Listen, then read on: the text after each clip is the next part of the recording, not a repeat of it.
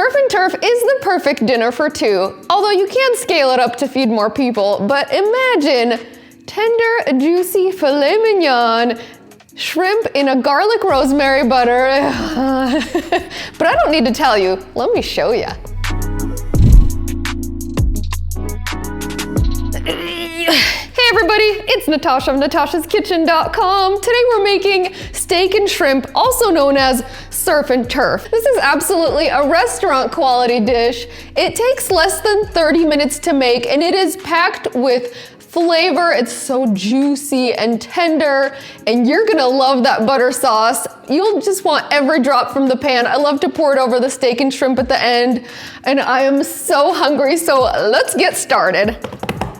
By the way, if you haven't already, make sure you subscribe to our channel and click that little bell icon so you'll get notifications every time we post a new recipe. You'll need 2 filet mignon steaks, each about 1.5 inches thick. Just before you start cooking, you'll want to pat them dry with paper towels, then season generously with salt and freshly ground black pepper. Keep in mind, if you're not able to get a filet mignon, you can substitute the steaks with ribeye or New York steak. Be sure to season both sides of the steak. I'm using a total of 1 teaspoon of salt and half a teaspoon of black pepper. Once the seasoning is on, lightly massage it into your steaks. I also like to roll the sides of the steak on the plate to pick up any leftover salt and pepper. I'm using 12 ounces of large shrimp.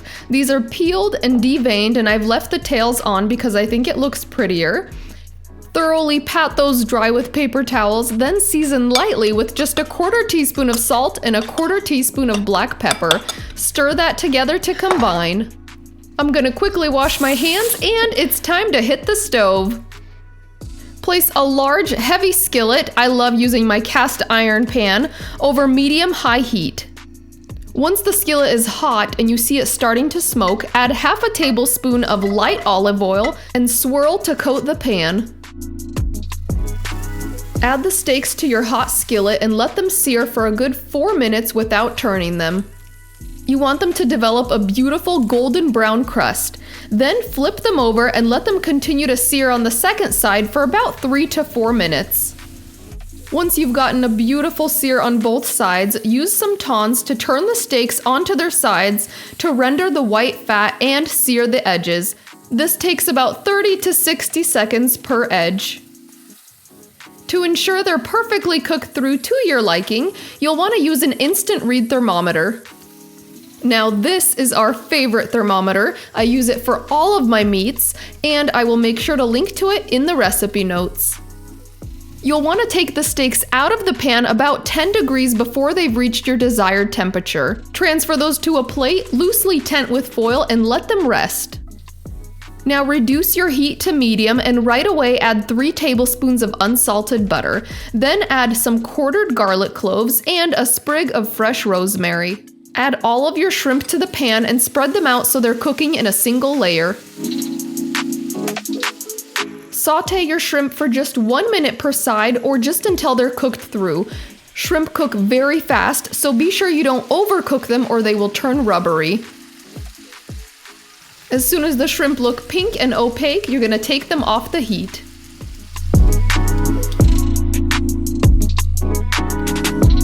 Alright, our steak has been resting for about 10 minutes and the internal temperature has reached about 135 degrees Fahrenheit, which should give us a perfect medium doneness. Add the steaks back to your warm skillet along with any juices that have accumulated on your plate. Turn the steaks to coat in that amazing garlic rosemary butter and spoon on extra butter over the top. You can transfer the steaks and shrimp to a platter to serve or just serve it right out of the pan.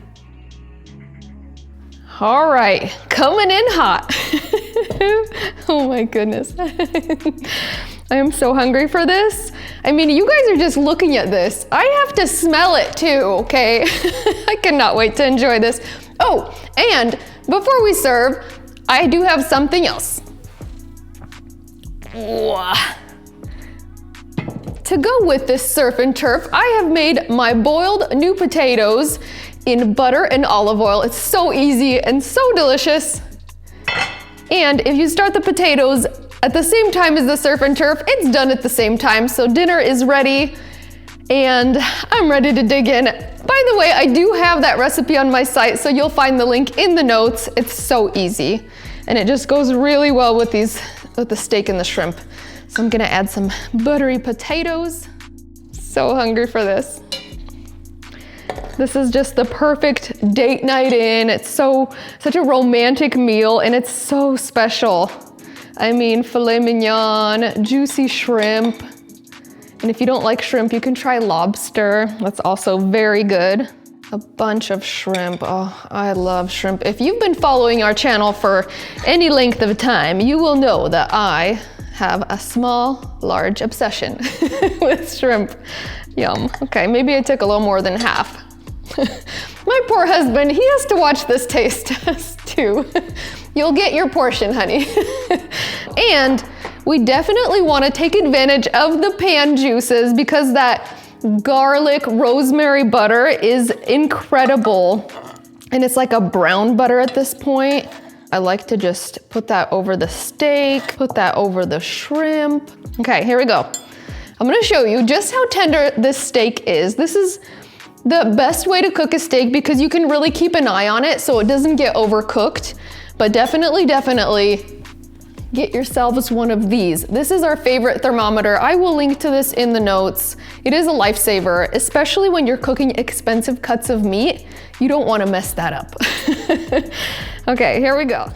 Do some sliceroo. And this knife just goes through that steak like butter. Filet mignon is so tender, especially when it's cooked right, that you can just go through it with a fork. Seriously, it's so good.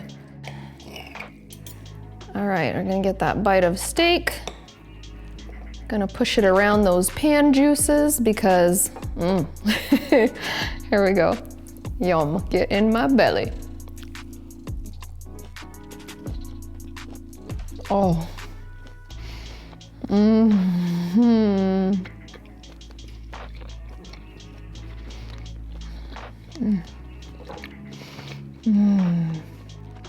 Look at this cut of steak. Get in close and look at how juicy and tender that is.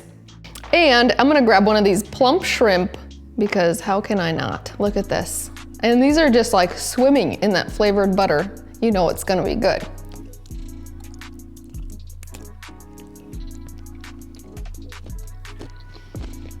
Oh my gosh.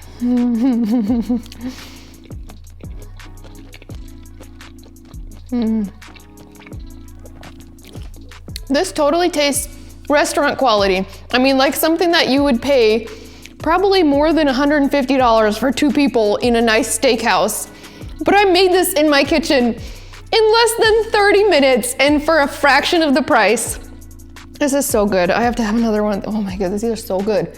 Literally 1 minute per side and they are so plump, juicy, and tender.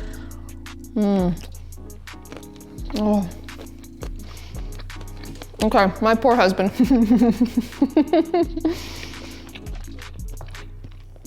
Honey, come and get it. We'll see you in the next episode of